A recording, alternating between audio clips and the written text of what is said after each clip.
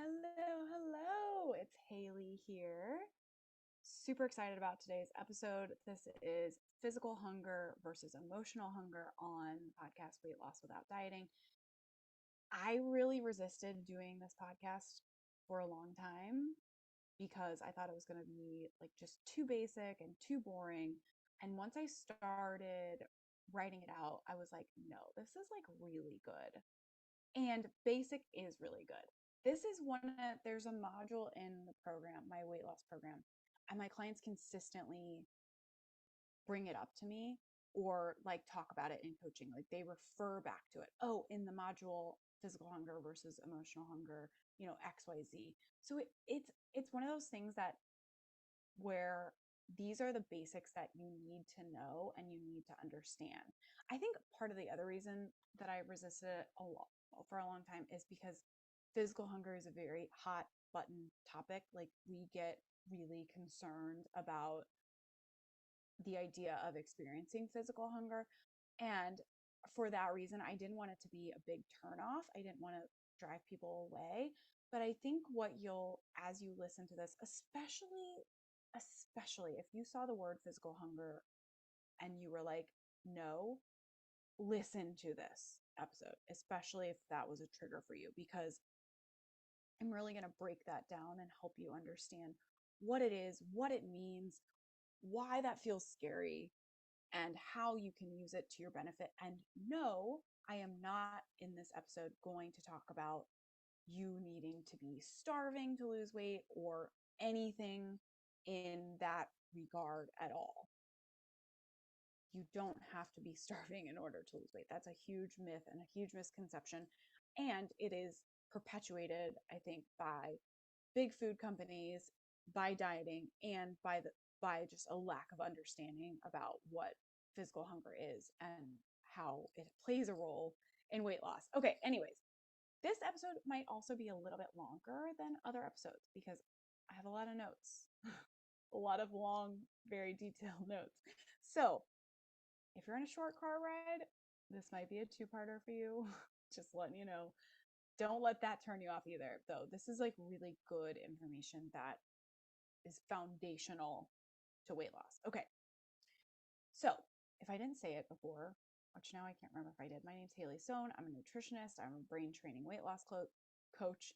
And my clients come to me to lose 10 pounds in 30 days without dieting by wiring their brain to eat less. Okay, so what that means is I help people lose weight without putting restrictions around what they can and can't eat or telling them to, count this many calories or points. Nothing like that. We take the weight loss work way deeper. We go into our brain, we figure out what's happening there, and how do we make changes so that our weight loss is a lifelong thing and not something that we just did and then we gained it all back. Okay. That was probably a long explanation, but it's very impactful, very powerful work that I do with my clients in my program. So, do you watch Seinfeld?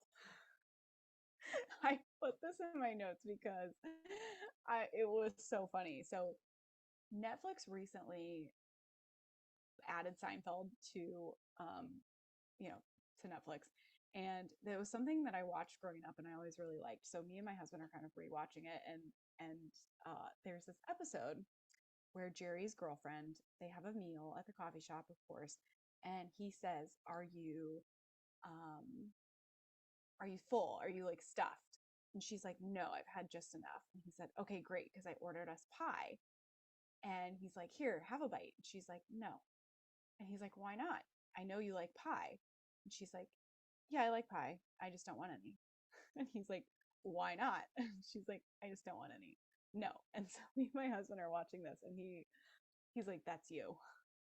And in this episode, Jerry actually ends up breaking up with this girl because he can't understand why she wouldn't have the pie.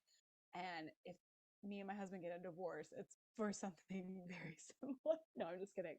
That wouldn't happen, but it is hilarious because this is like my husband was so identifying with Jerry Seinfeld. Seinfeld in this scenario where she's just like, no, I don't want to eat it because I do that all the time. He's always like, here, have a bite. I'm like, no, I'm good. He's like, why won't you eat the thing? Because I'm not hungry and I just don't want to eat it right now.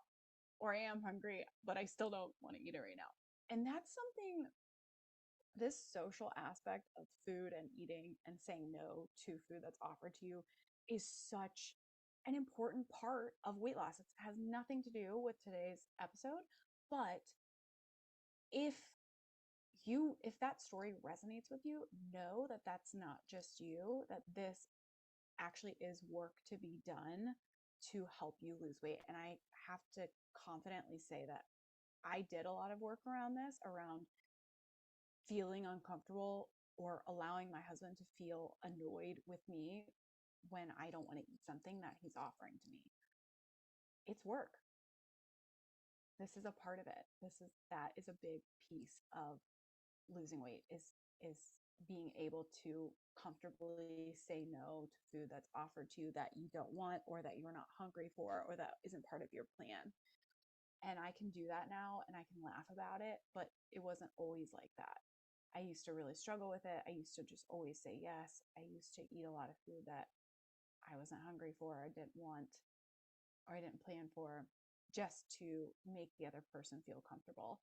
And what I realized was that I was constantly making myself feel uncomfortable. And I just didn't want to do that anymore. And so there is a place that you can land where you can always confidently say no to food that's offered to you, and you can feel really amazing about it, even though your husband will get annoyed with you when you're watching an episode of Seinfeld and the same situation comes up. Okay, anyways.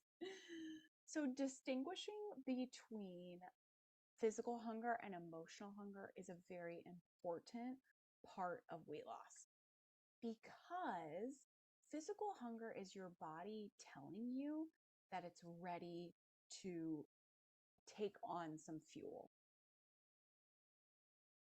that it has broken down what is stored in your muscle, in your liver, that maybe it's going to start getting into your fat cells for fuel, but that it has somewhat used up what fuel it has stored and it's ready to take on more fuel. And when your body is not experiencing physical hunger, so it's not coming and knocking on the door and saying, like, hey, we've used up what's here, we're ready for more. When it isn't doing that and you're eating, a lot of times we call that emotional hunger, and that's what we're going to talk about in today's episode. But when you're eating for a reason that is not physical,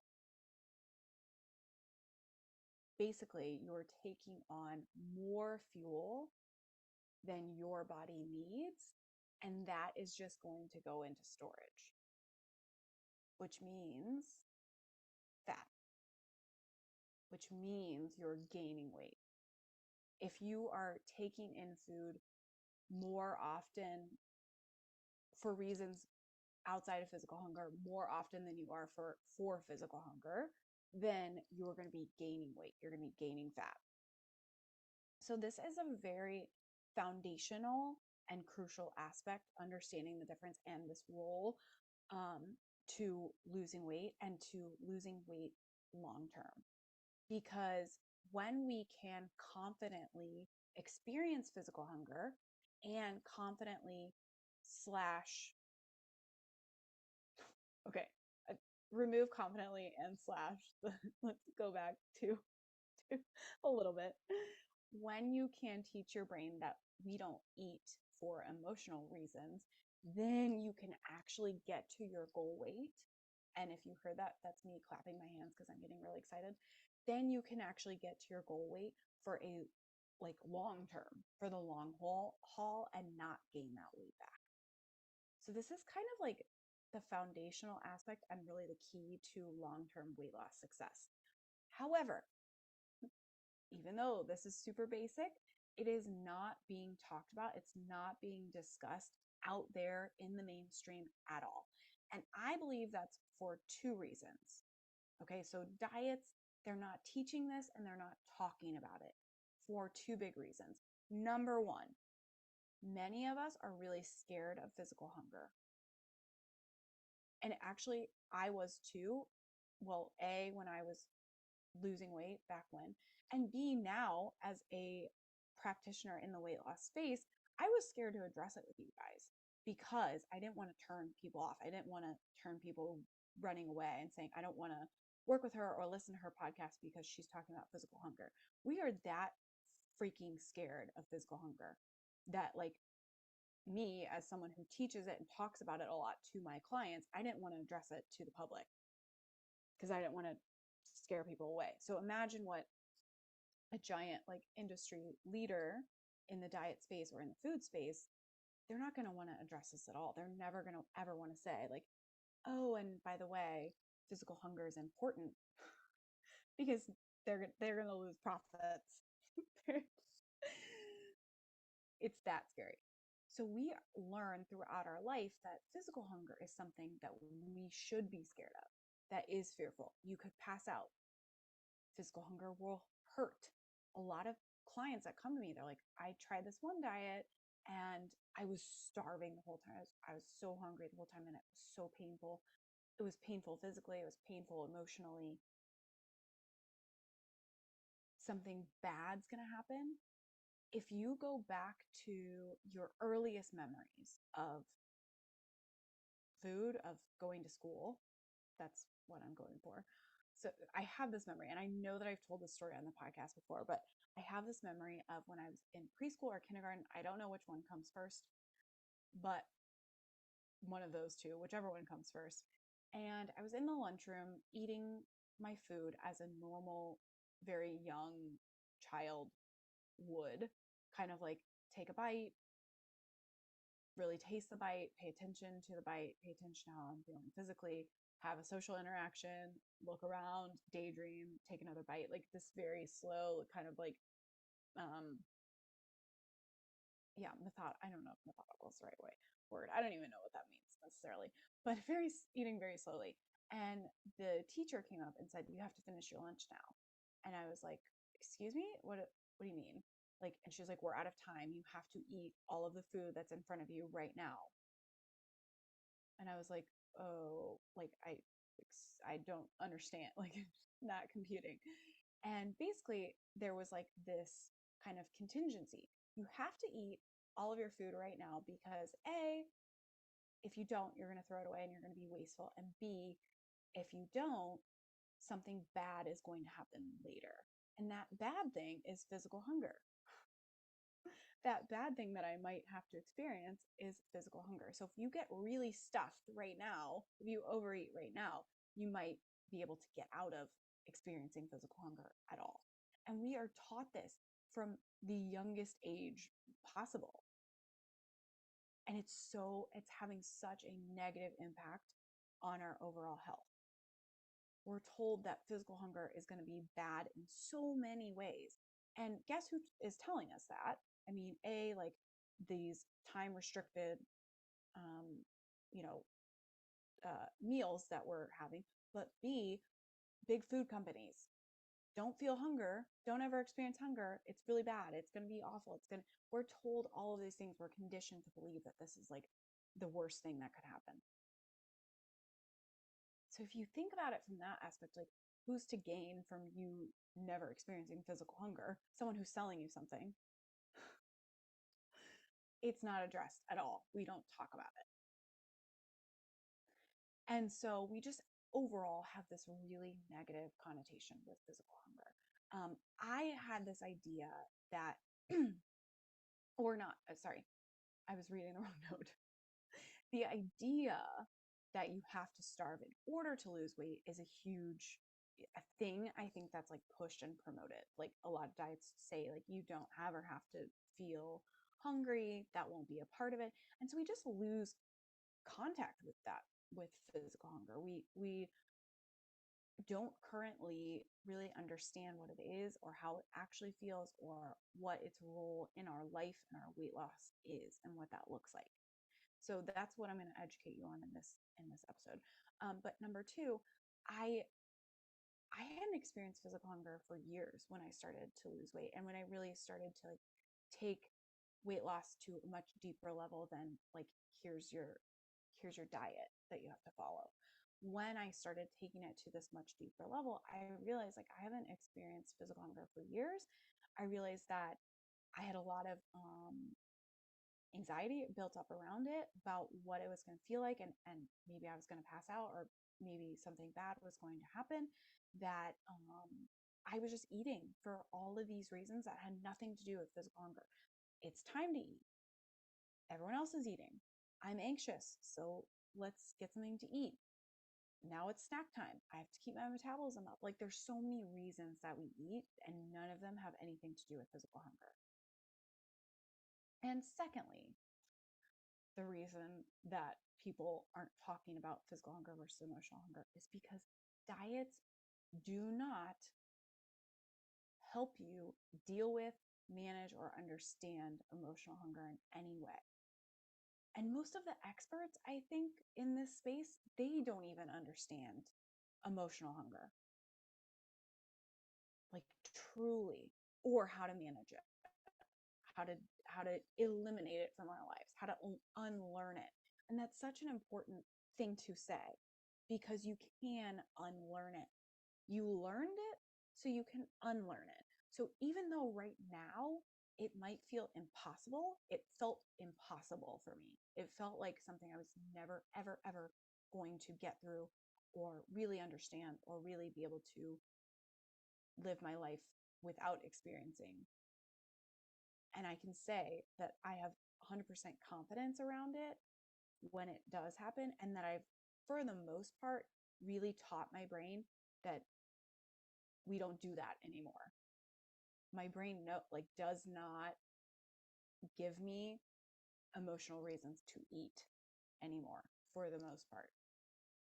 So you can 100% unlearn this. But what the diet space is really teaching, what a lot of experts in the diet space are teaching, is that number one, if you experience it, if they talk about it at all, which most of them just don't address it at all. But when I was like dieting and I was looking for answers around this is what I found. And this is what I now see a lot of the experts on a lot of diets talking about, if they talk about it at all. Is number one, you have to distract or pretend it's not there. You've got like completely resist it. So a lot of times the advice that you'll hear in that space is to go for a walk, to take a bath, to call a friend, to read a book. Basically, those are all methods of distracting yourself from the emotional hunger being there.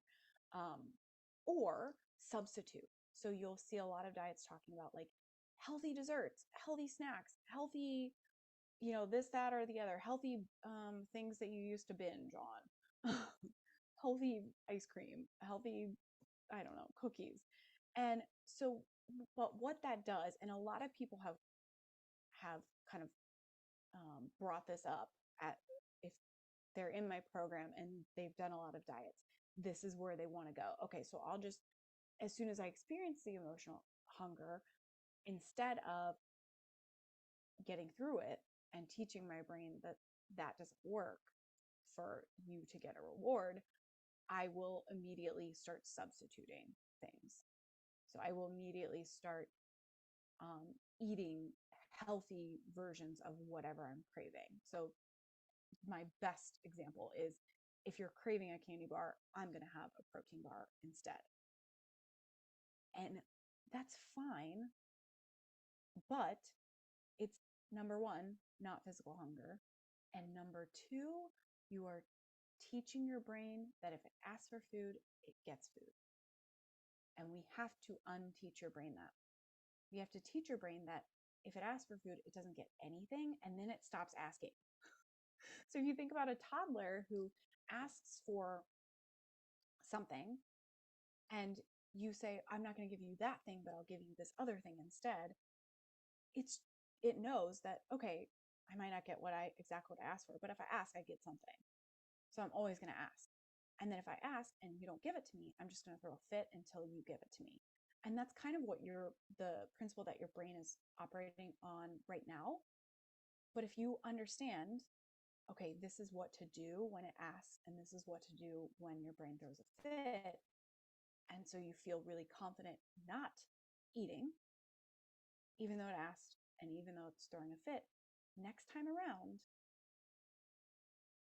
it will know, okay, I used a lot of energy to ask for that thing and then to throw the fit, and I didn't get a reward. So maybe this time I'm not going to do that. And when you do that over and over and over again, your brain knows to stop asking. So I kind of lost my analogy there, but the analogy is that you know right now, I guarantee it, that if you let a toddler throw a fit 1 or 2 times and you don't ever give it the reward, that it just won't do that anymore. Most of us understand that, even if we haven't had kids. If you don't reward that toddler's tantrum, it probably isn't going to throw as many tantrums. And probably over time, it's just going to stop throwing tantrums altogether. Your brain will do the same thing. But what diets don't understand, what other experts out there don't understand, is how to teach you how to do that. So they just don't talk about it. So it's just not addressed at all. Okay, so we use substitutions or distractions instead, and that's probably what you've been trying to do if you have awareness enough around it at all. Sometimes we do, sometimes we don't. Okay, so how do we understand the difference between physical hunger and emotional hunger? What do each of these individually look like when they show up in our lives? And how do we recognize which one is which? So I'm going to break these down for you, the big key differentiators. So physical hunger. This is your body physically letting you know, hey, we're ready for fuel. Hey, we've used up a lot of what was stored in our muscle. We've used up a lot of what was stored in our liver. You can go ahead and fuel us now. And ironically, actually, this is a side note, but when your body has used up what's stored in your muscle, and then when it's used up what's stored in your liver, and you still don't fuel, it goes to your fat cells for fuel. And when it gets really efficient with burning those fat cells, it actually stops sending you hunger signals, which is pretty amazing for a while at least, because there's so much fat for it to use. So physical hunger is so important because we are telling our body, okay, go use fat for fuel. And that's what we want. We all want to not have that fat on our body, yet we're not willing to allow our physical body to go get that fat, to go use that fat for fuel. We're too scared to do it.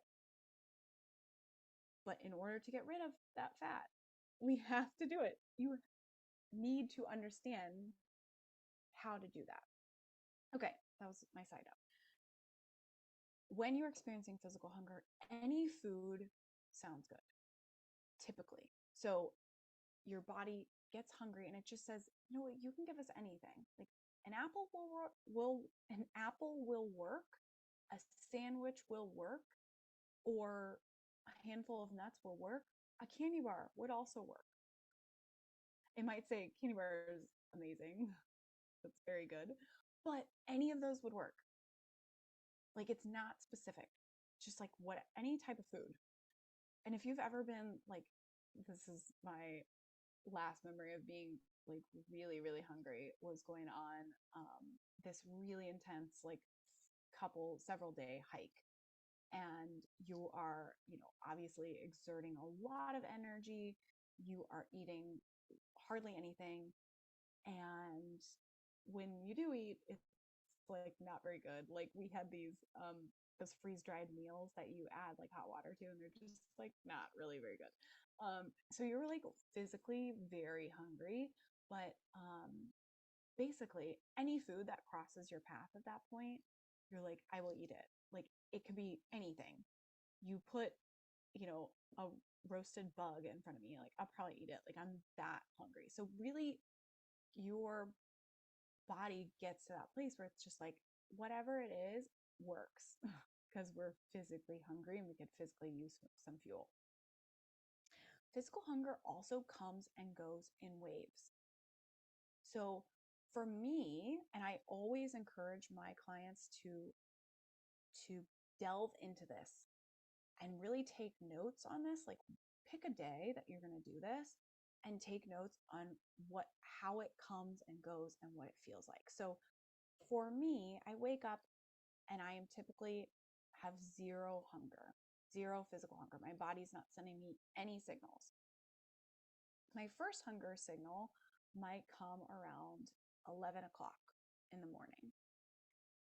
And it's like a whisper. It's like a little brush on the door, like, hey, if you want to fuel us, fine. If not, that's okay. Actually, I lied. It's probably not like 11. It's probably like 9:30 or 10. Timing here is so important. I don't know why I felt the need to like really explain that, but it's a whisper, and it comes for like 5 minutes and then it's gone. And oftentimes I don't even notice that it happened. So like maybe in the back of my brain I do, but I'm really not. It's not that urgent. It's not something that's like really getting my attention. And then an hour later, it might come back and it might stick around for like 10 minutes instead of 5. And it might be a little bit stronger, getting my attention a little bit more, but still like I can ignore it. I keep working. I don't even stop to like think about it. And then another, an hour after that, it might come back and it might stay for, 15 or 20 minutes this time. And it might be a little bit stronger. And I might physically notice there's a little bit of growling. There's a dull sensation. Sometimes it feels like I drank cold water. It might feel like there's like rocks tumbling around in my stomach, something like that. Like a little bit more physical motion in my stomach, always in my stomach area that I'm having those sensations. And then if I don't eat anything, it's going to go away for another hour, another couple hours. So that it continues like that for hours and hours and hours and hours. You could go all day long and it would just be that, but getting a little bit stronger and sticking around a little bit longer and maybe coming a little bit more frequently. So instead of every hour, it's coming every 30 minutes or every 10 minutes. And eventually it'll just be there hanging out for an hour, and then it'll go away again. I mean, it's really incredible to just sit there and experience that and really feel what it feels like. Because when we do experience physical hunger now, when you experience physical hunger now, likely what's happening is as soon as you get a whisper, so I said like 9:30, 10, you might have a whisper at like the minute that you wake up, and you're like, you mentally go into panic mode. I have to eat. Something bad is going to happen if I continue to experience this. This small physical need for fuel is going to drastically escalate extremely quickly. And I have to, like, we go into this very emotional place very quickly. And now it's emotional hunger, it's not physical hunger. But when it's purely physical and purely separating those two, it's completely different experience. So I highly encourage you to really separate the two, to see one as like, this is my brain really causing a lot of panic about this, and this is what's actually physically happening in my body. Okay. Additionally, in physical hunger, the differences comes in waves. It gets stronger and longer over time. It's never an emergency. Rarely ever is physical hunger an emergency unless you've been experiencing it for weeks on end, for a very long time. Then it becomes an emergency, but you would know that would feel a lot stronger and a lot different than probably anything you've ever experienced. But just in a couple of hours or in a day, it's not an emergency, and you never feel like it's an emergency unless you get into that very panicked and emotional place about it. Physical hunger, for the most part, is going to be in the background. It's going to be just kind of this background noise. Like I said, when I start to notice it is a lot later than, like, it's been around for a long time before I actually start to pay attention to it and notice it. Like, it can just be there in the background, hanging out, coming in, lightly brushing on my door, lightly tapping on my door, and I just completely ignore it. And then it goes away. It's in the background. And then when it does show up physically, it's as a physical sensation that's in our stomach, like physically you could identify exactly where it is. You can pinpoint exactly where it is. And it's I want to say physical sensation, but we're going to talk about how emotions also are a physical sensation. So I'm really struggling to like differentiate those two because it is different. But I have not found the words for that right now. So you might find it as it might be growling, so where you could actually hear it, or if you put your stomach, or if you put your hand on your stomach, you might be able to feel like the movement of it in your stomach, like the churning of it, because your stomach is a muscle and it's filled with liquid. So as that muscle moves, you could physically feel that kind of like making little ripples against your hand. It might feel like an emptiness. You might get a cold sensation, like you just kind of drank a big glass of cold water. It might be a dull, sharp sensation. Those are all things that I've experienced as physical hunger. So, and you might describe those slightly differently, but it's never painful, real pain, like you stubbed your toe, which I did the other day, and I was like, oh my God, that hurt. It's not pain like that. It's very dull and like in the background and just kind of like hanging out. Okay. Emotional hunger. This is coming from the part of your brain that's wired for pain, that's wired to get pleasure and avoid pain. Okay, so it's coming from a part of your brain, I'm going to say that again, that's wired to get pleasure and to avoid pain. And it's asking for that pleasure now because either it's expecting that pleasure now or it's trying to avoid experiencing pain. And it has nothing to do with a physical need for fuel. Okay, and so when I say pain in that what I just said, when I say pain, I'm talking about emotional pain, which that part of your brain, it doesn't know the difference. It doesn't know the difference between a stubbed toe and anxiety, or a skinned up knee and stress. To that part of your brain, it's pain. It's all pain, and we can avoid it by eating. That's what that part of your brain thinks and believes and knows to be true. Emotional hunger feels like an emergency. So if you ever have, like, I have to eat right now, know that is likely not physical hunger.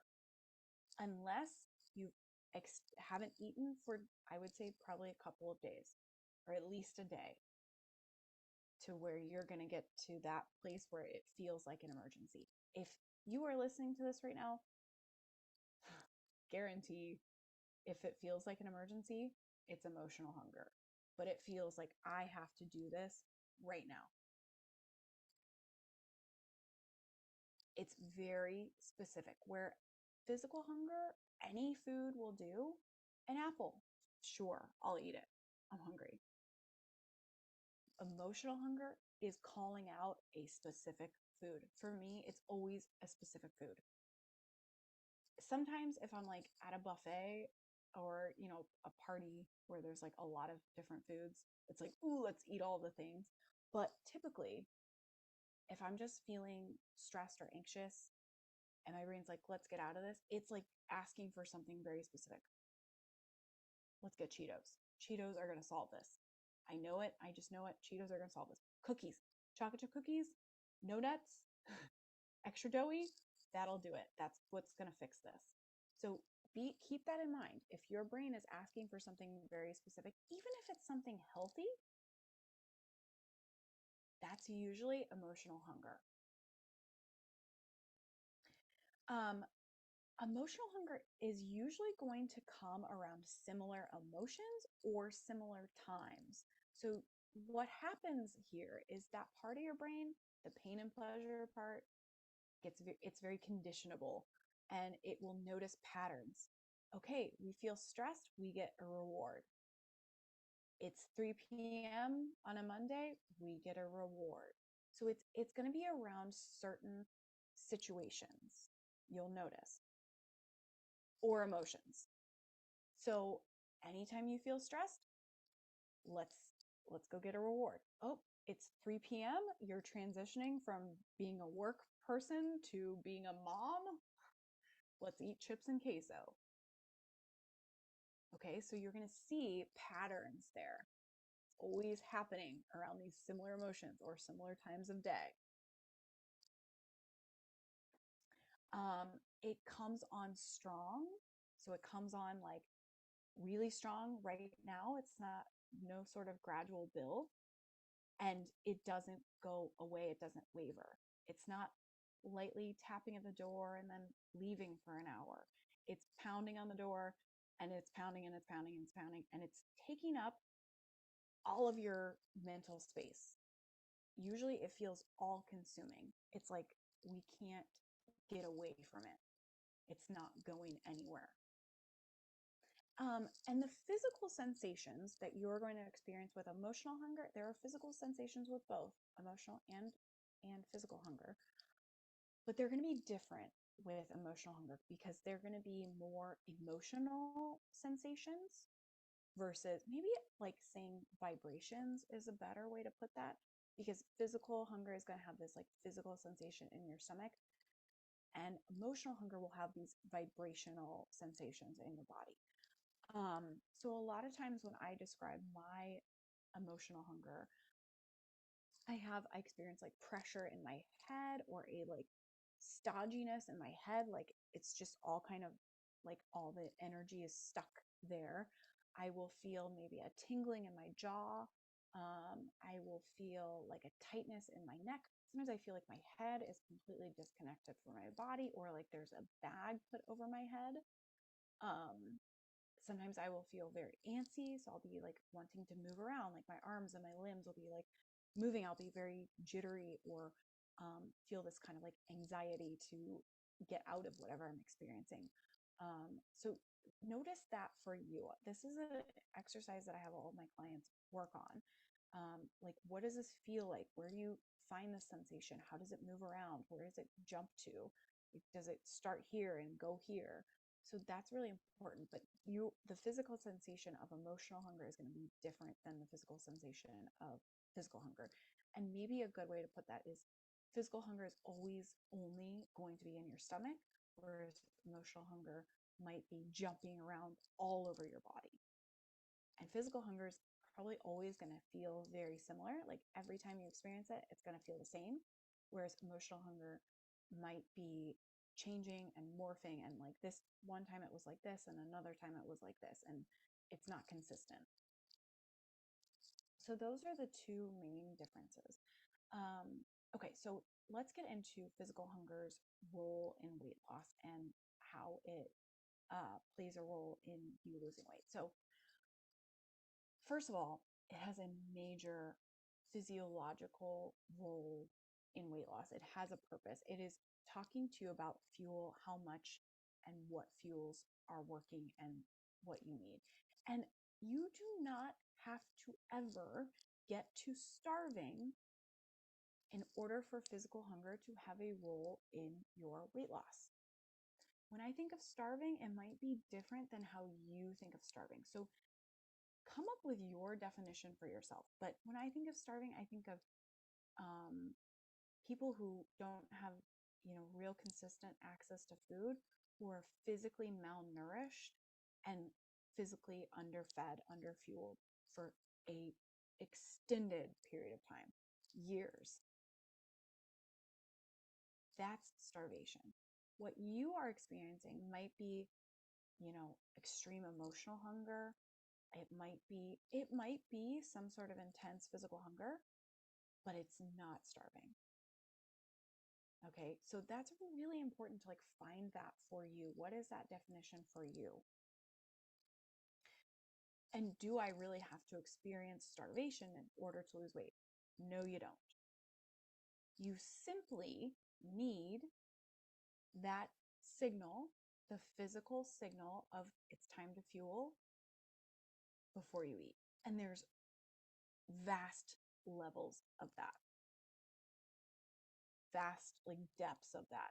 That starts here as a whisper and it goes, all the way to like, I haven't been properly fed in years or I haven't eaten in days.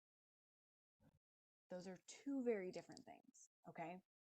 And you never have to get to that place of I haven't eaten in days. I never ever talk about that with my clients. I'm talking about it here. But what I'm saying is that the physical hunger's role in weight loss is simply letting you know, hey, we can use fuel. And you taking that as your signal, okay, now I'm going to fuel my body because my body's ready for it. And if I choose to wait, I can do that too.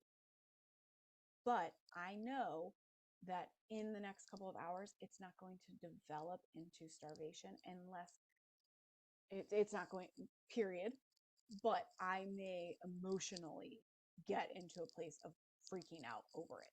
And that's where I'm going to work.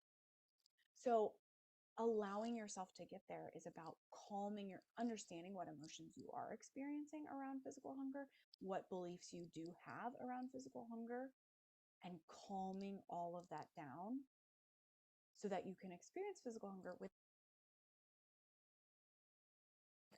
that side order of emotions of panic and anxiety and worry and doubt and overwhelm. None of that is going to be useful in this. Cleaning up your thoughts around physical hunger. So this is an activity for you to do, listening to this. If I experience physical hunger, what's the worst that can happen? If I experience physical hunger and I don't eat immediately, what's the worst that can happen? And I actually worked on this with a client recently, and she was like, I think I'm going to pass out.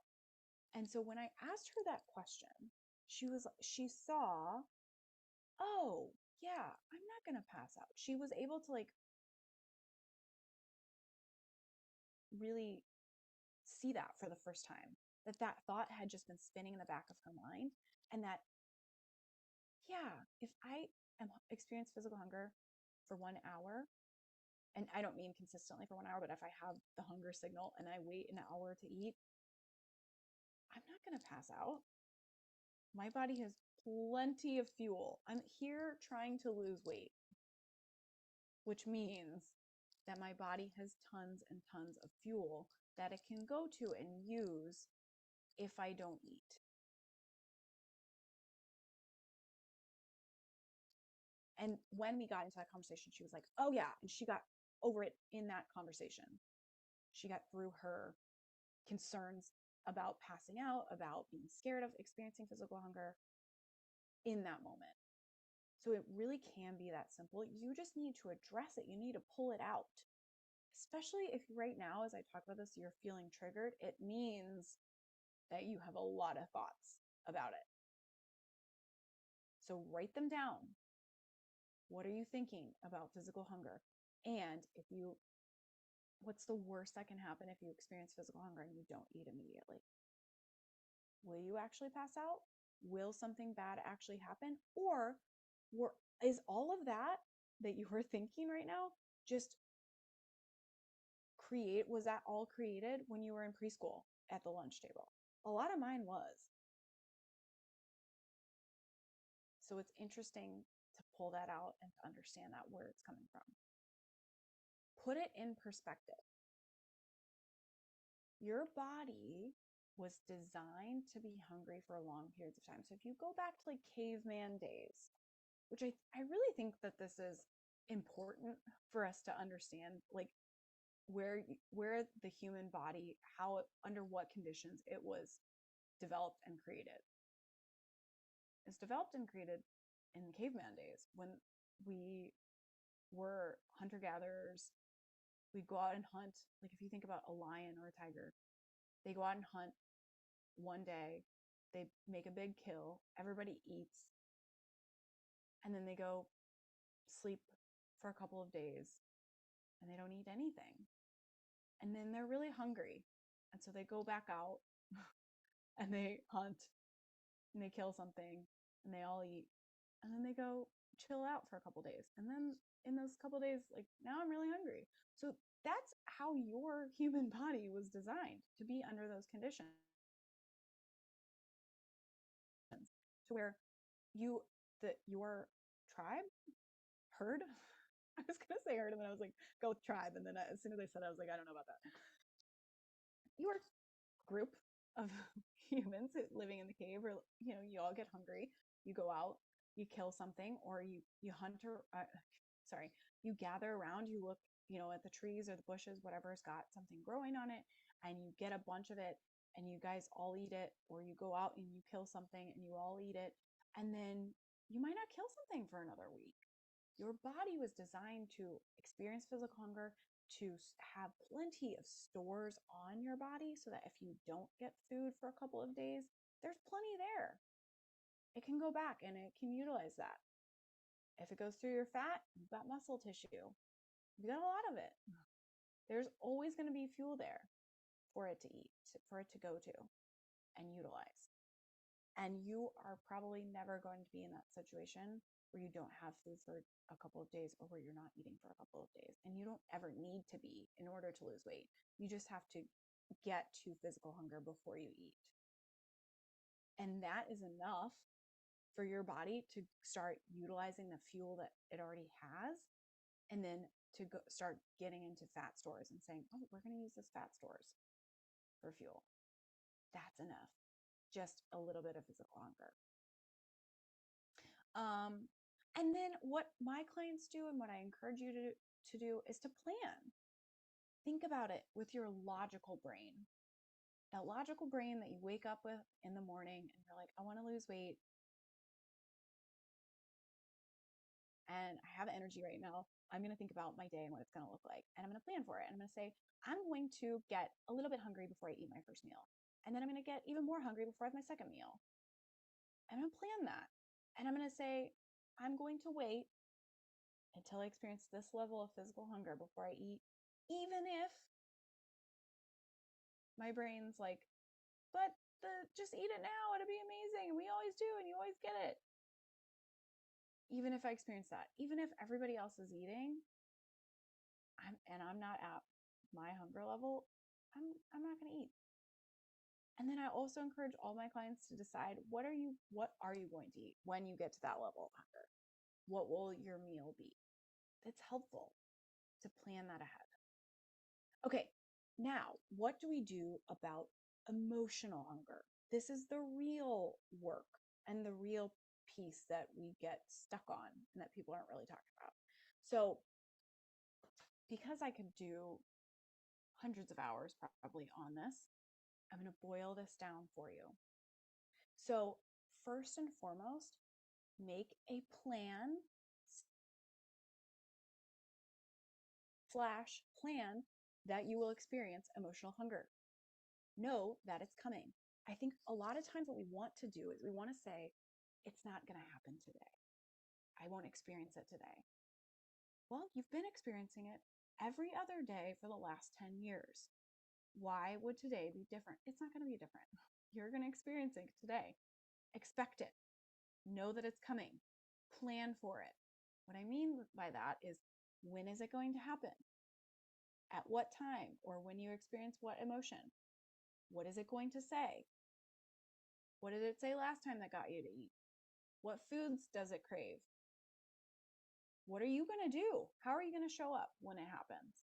Instead of burying your head in the sand and lying to yourself and saying, like, it's not going to happen today, make a plan for it. Prepare. This is when it's going to happen. I already went through it. I'm not going to do it again, okay? I don't know what, I have this tendency to, like, I say the whole thing and then I start into it again, like repeating it, and it drives me crazy. So I apologize. I've probably done it a lot here on the podcast. It ends today, okay? All right, anyways, moving on. Awareness. Having awareness around what triggers it, what sets that part of your brain off, what emotions, what situations. It might be the drive home. It might be seeing a certain friend. I used to have this friend. She just always wanted to eat. She always wanted to go to the drive-throughs. She always wanted to make food. She always wanted to buy a ton of snacks. It was just like eating the entire time I was with her, to the point where eventually, which I could kind of, this was in college, but now as an adult, I can look back and like be like, oh, that's what was happening. But eventually it was like, I would just think about her and I would start wanting to eat foods. I would start wanting to go to the drive-through. And every time we were together, I'd be like, let's go to the drive-through. Like it just, my brain got conditioned for like, this friend equals a ton of intense food pleasure, to where like, even if like the rare occasion she didn't want to like get snacks or anything, I would just be freaking out, like thinking about it full time. It was that big of a trigger for me. So there might be people like that in your life. It might be your kids or your husband, but it's important to know. So having awareness around where this shows up for you. This is a big one. Welcoming it in versus resisting it. We are taught to resist it. So our natural knee-jerk reaction when emotional hunger shows up for us is to try and resist it, to try and pretend that it's not there, to